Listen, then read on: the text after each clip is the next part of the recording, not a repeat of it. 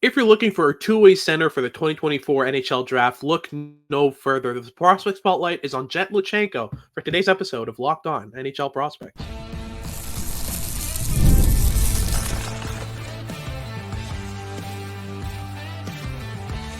You are Locked On NHL Prospects, part of the Locked On Podcast Network.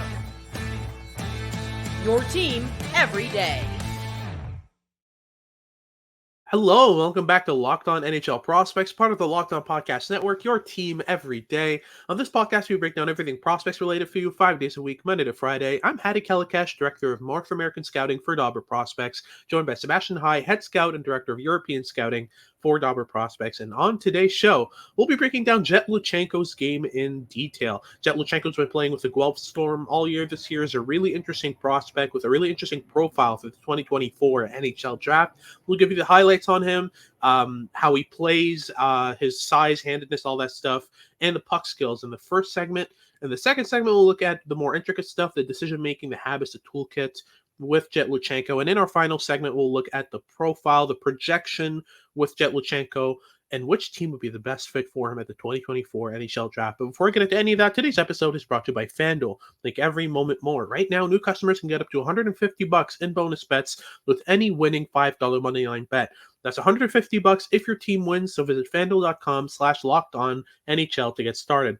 If you're watching on YouTube, as usual, just remember to like and subscribe. It helps the channel out a lot. Leave us a comment down below letting us know what you want us to talk about next, what you thought of the episode, what you think of Jett Luchanko after we're done. And if you're listening on your favorite podcasting platform, please leave us a rate and review and make sure to make us your first listen of the day. So Sebastian, get us started here with the size, handedness, the profile, where he's been playing, how many points he's gotten. Fire it off right here. Yeah, so Jett Luchanko is a 5'11", 183-pound right shot centerman who's an August 21st birthday, mind you, so one of the younger players eligible for the 2024 NHL Draft.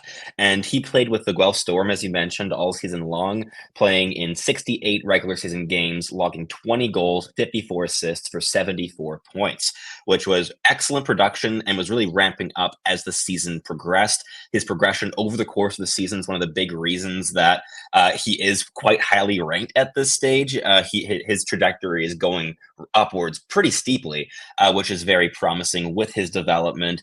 That he is a freak athlete. At the CHL Top Prospects game, he brought home like most of the victories for all of like the combine type of assessments, whether it be races or whatnot. He was very, very good against, again, the best players in the entire CHL. And he is a very easy player to appreciate and also to project to the NHL game. He plays with intensity. He's a really good playmaker. He is very impactful in the defensive zone as well. He makes an impact in all three zones on the ice. And he's going to be a coach's favorite and could even see NHL minutes as soon as like 2 years from now. And as an August birthday, that is not a very common thing.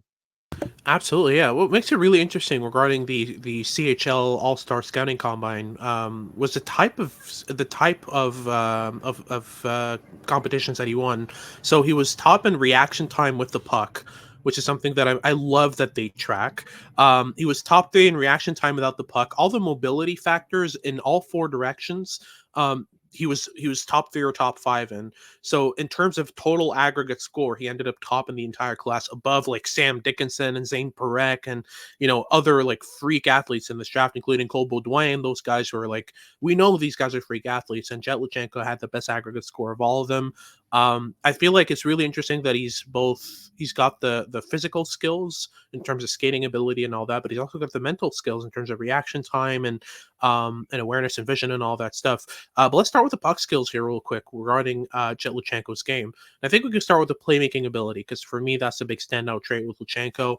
At the start of the season, I saw Luchenko as more of a kind of high floor, low ceiling type of player, a guy who didn't really have any standout skill. But as the season went on, it became clearer and clearer that his playmaking is a standout trait. I love the way that he's able to blend deception and look-offs into his passes.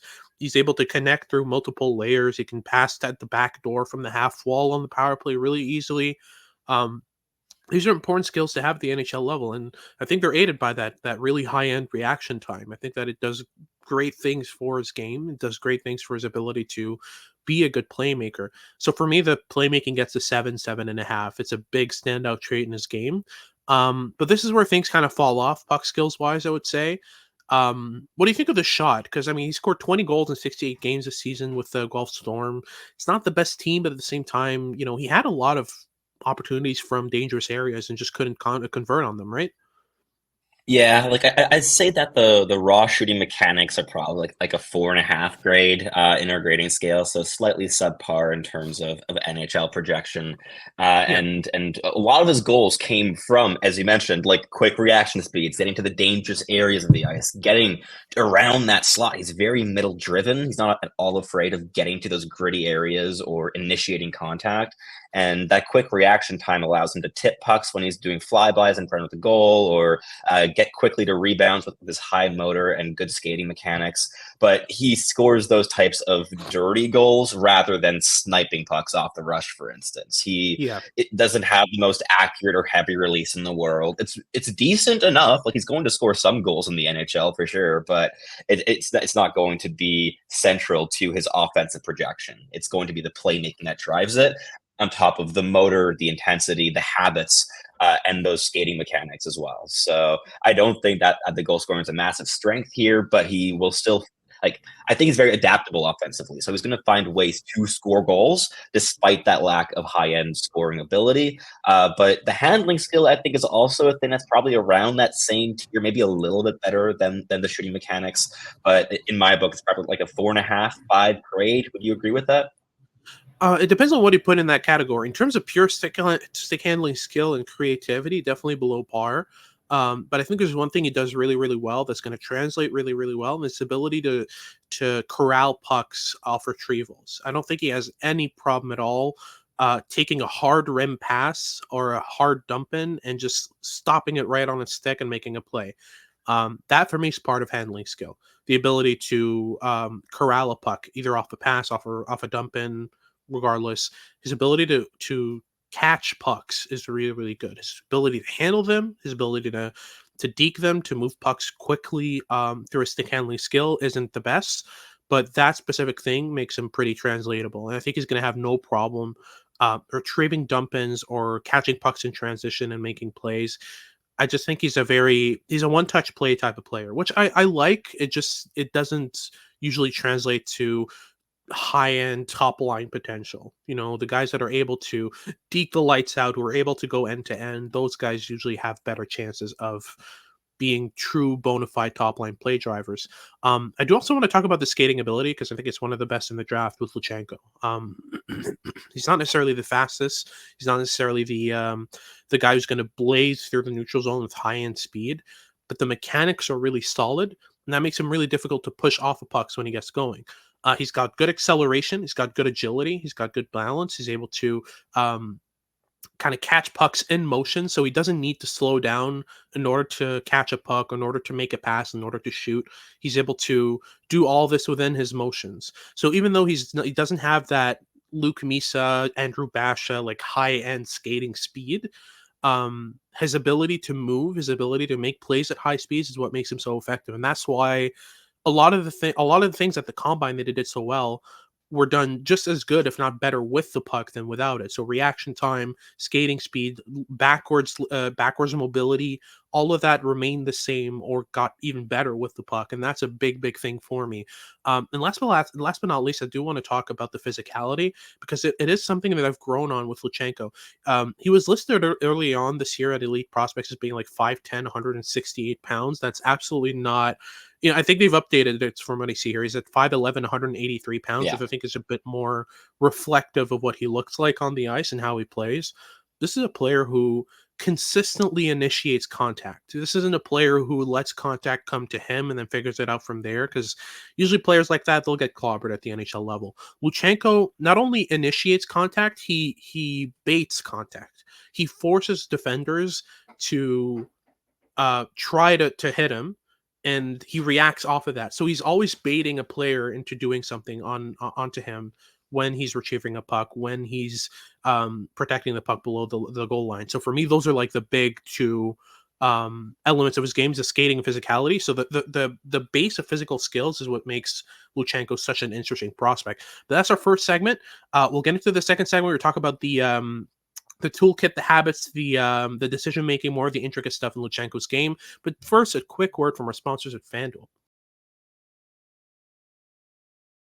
It's winner take all time in the NBA and NHL, and FanDuel's giving you a shot to bring home a big win of your own. Right now, new customers get $150 in bonus bets with any winning $5 bet. That's $150 that you can spend on anything, ranging from spreads to money lines to player props and even same game parlays, which are always my personal favorites, especially when I'm attending an event live, as they make the action all the more exciting, and they're so customizable. You can get super creative with what you want to swing on with those same game parlays. Visit fanduel.com/locked on and make every playoff shot count. FanDuel, America's #1 sportsbook. Alrighty, so let's move on to the more intricate mental elements of Jett Luchanko's game. I think this is also where he shines. He's got really interesting stuff to talk about here. Let's start with the toolkit. We kind of alluded to it in the first segment, but his ability to combine his skating, his hands, his passing, his shooting, I think is a great part of his game, right?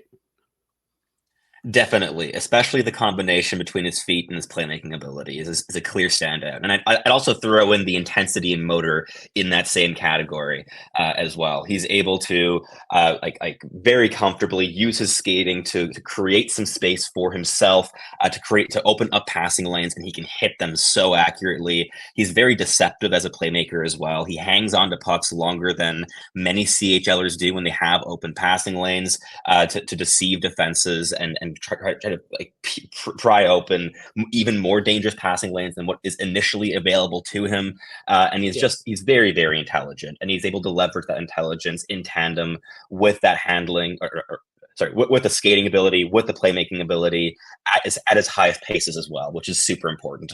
When he is really, really sprinting down the ice along the boards, he's able to blend all of these tools together really seamlessly, which is one of the big reasons that he's also so projectable to the NHL as an offensive player. Like, we'll get into the defensive game a little bit more later on in this segment too, but he's a really capable offensive player. But even if he's only projecting as like a bottom six guy and he doesn't quite hit that second line upside, which he does have, even so, he's so pacey, he's so intelligent, and the foundation is really, really sound with him.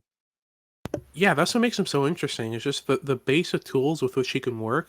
Like, I think with Luchenko, if you're able to improve the handling skill, if you're able to improve the shooting, which are things that usually can be improved but just need a lot of focus, you're looking at a player who's got really interesting upside, because everything else he does in this game is so foundationally sound and so translatable that, you can plug him on any line. He can do anything. He can be such a versatile option. And I think that has to do with what you mentioned, the motor, the energy that he brings to the game. He's a relentless player. On the forecheck, on the back check, he's in every situation. Sometimes he feels omnipresent, the way he's everywhere on the ice. He's below his goal line making a play with his defenseman to retrieve a puck. Next thing you know, he's on the forecheck retrieving a puck as well. Like, he covers so much ice, and that makes him so interesting. But I do want to talk about the defensive game, because there's a lot to love here with Luchenko. I think he's one of the best defensive players in the draft. The way that he approaches the defensive game, the way that he thinks the defensive game, at least among forwards, is so, so interesting. I love the little details, the way he just baits opponents into going one way before kind of sealing them off along the boards. The way that he knows which defenseman he's coming up against when he's closing in on the defensive zone blue line, when he's kind of putting pressure on a defenseman on the blue line. He knows if that defenseman is likely to shoot through him or to deke around him. The way you approach a game when you're facing Sam Dickinson or Zane Parak versus the way that you'd approach a game versus, I don't know, like, what's his name? The other defenseman, the other left-handed defenseman from London, defensively responsible. We both love him. I'm blanking on his name. Isaiah George. I knew it was George. I forgot the first name. But yeah, Isaiah George. Isaiah George is not a deker. He's not a player who's going to go to the inside a lot. He's gonna either play it high to low or shoot it through you. So the fact that Jett Luchanko knows what he's coming up against and knows how to adapt, knows how to approach, is super important to me. It shows a player who's adaptable. It shows a player who studies the game, who cares about these details. These things make a big difference, and I feel like Jett Luchanko's got that nailed down. But yeah, I think the main standout for me in terms of the defensive game with Luchanko is the effort and energy level. He's able to slow down. He's able to read and react, but he's also a pouncer. He's a guy who won't give you space and time to make plays, right? For sure. He reads the play super well, and he's very aggressive. Like whenever a puck is bobbled, he sprints towards it, and he also Yeah. like suffocates play into the boards really efficiently. He's able to separate player from puck better than most CHL forwards can, and he's again a very young draft eligible, so that's already impressive as it stands. But one more thing that's really stood out to me in his game throughout the course of the season, really, is his efficiency. The efficiency in his movements, the efficiency in his routes, the efficiency on both sides of the puck. He's an incredibly efficient player, and he doesn't waste energy, doesn't waste time, and he doesn't waste opportunities when they're opened up and given to him. Yeah, absolutely. That's so interesting. Is a combination of um his ability, like the level of energy he has, plus the efficiency of that energy is so interesting as a combination. Because this is a player who can go all game with that combo. You know, you have a lot of players who have a bunch of energy. I'm thinking of Nikita Artemanov, Tija Ginla, players who have a bunch of energy, but have a bit more wastefulness to that energy. They have moments where they're overskating lanes, where they're trying too hard when the right place is just to sit back and read.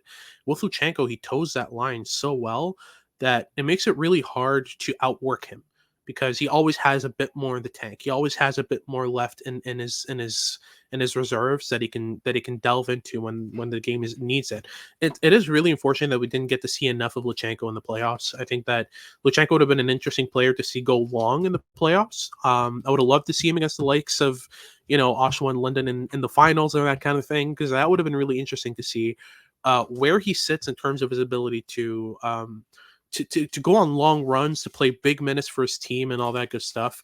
But at the same time, Guelph is Guelph. Jett Luchanko was what was key to that team, and they had, I think, Jake Carabella is the only other player that was of any value on that team. Um, so Yeah. it's just a matter of, I think he's going to get dealt to another team in the next year, and then after that, I'm pretty sure we'll be seeing him play pro hockey because he's got he's got the skill for it, right. Like this is a pro ready player. He really is. And while he didn't get that playoff run, as you mentioned, he did get the call up to the Canada U18 roster that went on to win the gold medal. He dressed in all 7 games for Team Canada, and he ended up scoring 2 goals, 5 assists for 7 points, going a point a game for that Canada U18 roster. And he was playing a really important two-way role throughout that tournament. And he finished tied for 5th in points on that roster. Definitely a bit of a step down in terms of production from the likes of Gavin McKenna, Porter Martone, and Tija Ginla, certainly. But only Ryder Ritchie, apart from those other 3 guys, was able to outproduce him in this tournament. So I was very impressed with that performance, especially because he was tasked with shutdown defensive minutes and really linking play between his wingers. He had a bit of a rotating cast on the wing throughout the tournament. Started off with Tija Ginla on his wing and did a really good job of gifting him space and giving him opportunities and giving him high-end passes to score some goals before, again, got bumped up the lineup a little bit as the tournament wore on. But whoever he was playing with was better as a result of it. And that is always a big green flag that you see in a prospect, especially at a tournament like the U18 World Championships, where all these players are just learning to grow chemistry together and the stakes are massive. And to, in that type of environment, be able to elevate everyone around you so consistently while playing a middle 6 role, that is amazing to see. 100%. I fully agree. I thought that Luchenko was one of their best players, and that's a testament to his habits and his decision-making ability. This is a tournament where usually skill trumps all. I mean, you look at the top scorers from these tournaments every year, usually they're your highest skilled guys. There's no question about it. This year, James Hagens, Martone, McKenna, those types of guys. Cole Hudson was a top draft eligible scorer at this tournament, which good for him. It's a testament to how this tournament is really about pure skill. The fact that Luchenko was able to show what he does so well, which is elevate teammates with good habits, good transition decisions, and just overall great defensive minutes, I think is amazing for his game. It just shows that at whatever level he plays, he's able to play that style. He doesn't fall back to what would work at that level, which is just driving the net, deking through everyone. I mean, we saw Gavin McKenna go about it. He was ridiculous in that tournament. But Luchenko stuck to his guns, stuck to what works for him, stuck to his game, and it paid dividends for the rest of his team. Like you said, he elevated everyone he played with. So yeah, for me, the habits, the decision making are fantastic with Luchenko. His toolkit is very interesting in terms of his combination of pace, energy, and handling and passing ability. Um, and yeah, that's kind of the wrap up of that second segment. We'll get into our third, where we talk about the projection with Jett Luchanko, where we think he's going to end up both in an NHL lineup and in the draft. We'll talk about his upside and which team would be the best fit for him in just a sec. But just before, a quick word from our sponsors here at Locked On NHL Prospects.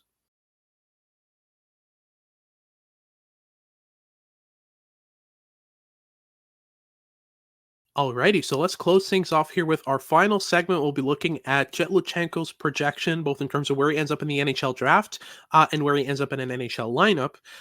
And then we'll look at his upside and which team would be the best fit for him. So let's start with a projection. I think Luchenko has middle six center just written all over him. Maybe he becomes a bona fide second line center.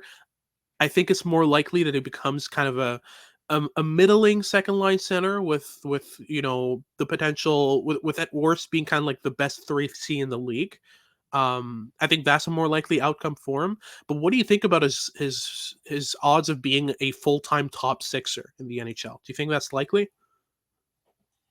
It's definitely a possibility. I'd probably give it like a 30% chance at this stage. I think that, I think my projection perhaps is slightly more pessimistic, in that I think he's going to be a very good 3C, who is the first player to get bumped up into the top six when injury arises, because he is so adaptable and he can elevate line mates in just about any situation. And I've seen him play a couple games on the wing as well, and he's just as good there. The intensity, the skating ability translate really well to the wing as well. So if a winger in the top six goes down to injury and you need a player to chip in and you have someone that can fill in the 3C role, Luchenko would be an excellent bet to bump up the lineup. But yeah, I think it's possible in terms of full-time second line minutes. I think that the handling specifically would need to take a couple steps in order for that to be like a slam dunk second line projection.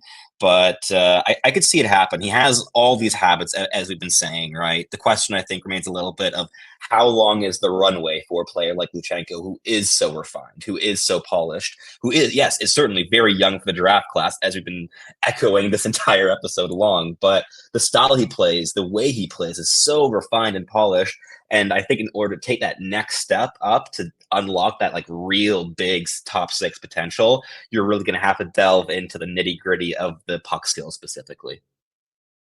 Yeah, I think that's going to be the objective over the next few years, is just really developing that side of his game. But I mean, overall, I still think that with the foundation of skills he has and the way he has been developing his game, and it's really the small details for me. Like I said, the ability to win pucks on the forecheck in ways that just he's constantly baiting players into spots. He's always baiting defensemen into hitting him before like he spins off a check or he reverse hits or that kind of stuff.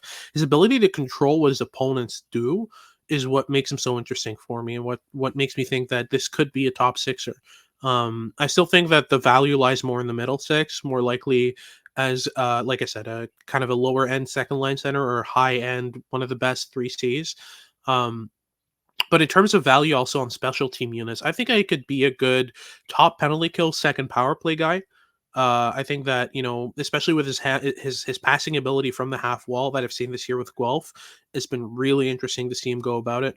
And anytime you talk about a really intelligent, really translatable center from Guelph, I always get flashbacks to Nick Suzuki.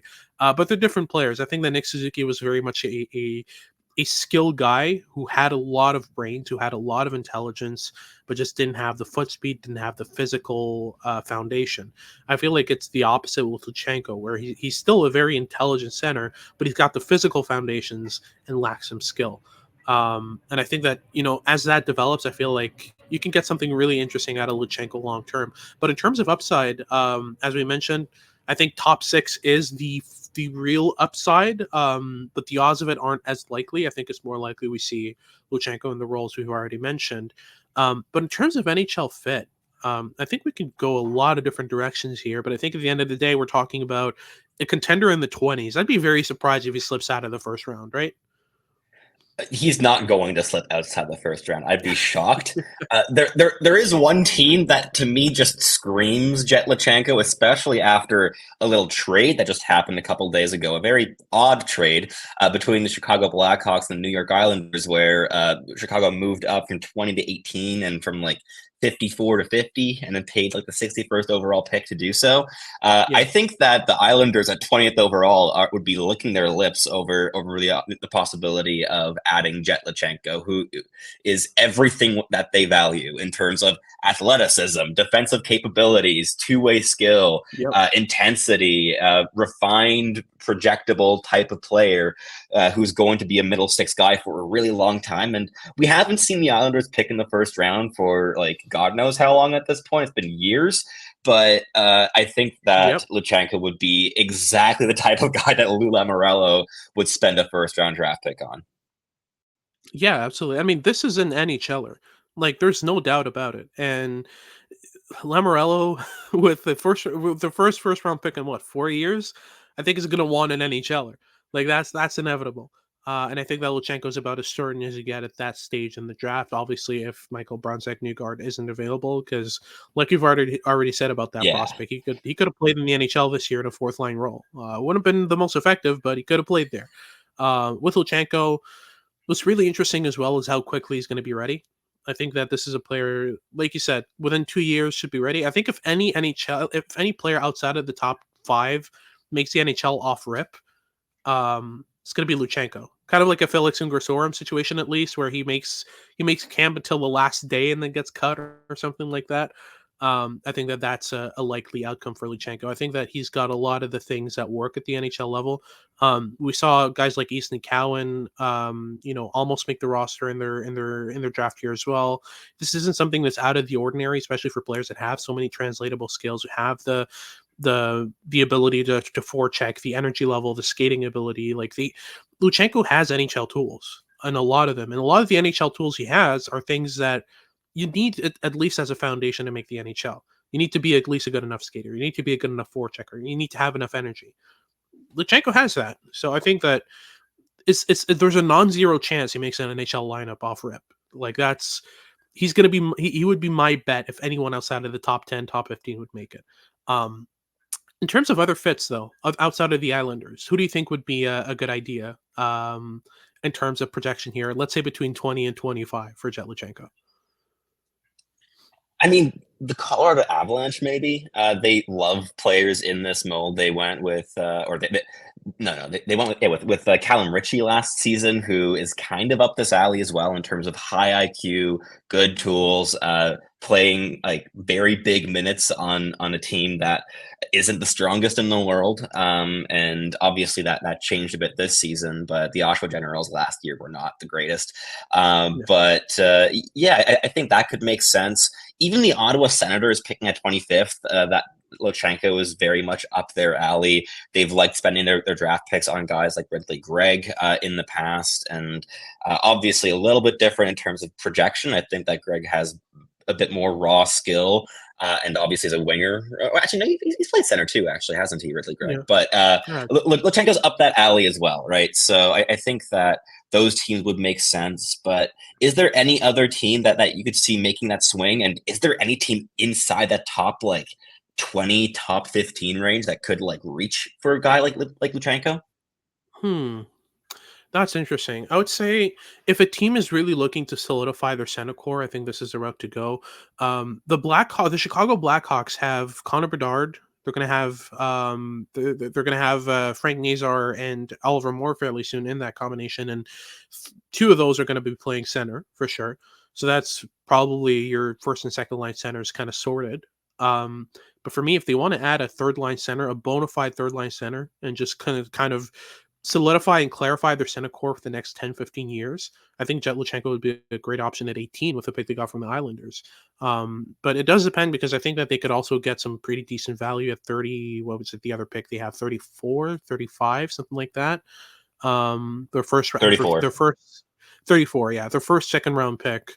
I think they could do great work in terms of finding a center with that. Maybe Cole Baudouin, maybe Linus Eriksson, if they want a true bona fide third line center. So I think that maybe if they go Luchenko, I think that might be a bit of a waste, especially if the likes of Michael Hage and Trevor Connolly are available. I think that would be a better direction for him. But inside the top 20, I don't think there are many teams that would be looking at Luchenko and thinking of the value that he can bring as being better than the guys that they would be omitting with that pick. I think it's more likely he Louis? goes. Oh, damn. St. Louis. I forgot about St. They're Louis. picking at 16. That is true. I think they could go Jett Luchanko. That's actually, yeah, that makes a lot of sense. They've got enough size where it doesn't matter that Luchanko is a sub 6 foot, and Luchanko plays better physically than most players above 6 foot. So I think that that's a great option for them there. But that's our show done. Thank you very much for tuning in. If you're watching on YouTube, make sure to like and subscribe. Leave us a comment letting us know what you want us to talk about next. And if you're listening on your favorite podcasting platform, make sure to make us your first listen of the day. For your second listen of the day, make sure to check out Locked On Sports Today. They've got all your news and updates about what's going on around sports on YouTube's first 24/7 sports news channel. And make sure to tune in for our next shows as we finish up our prospects coverage for May and head into June. We'll see you at the draft if you're going. It's going to be a fun month. This has been Hattie Kalakash with Sebastian High, and we hope you tune in next time.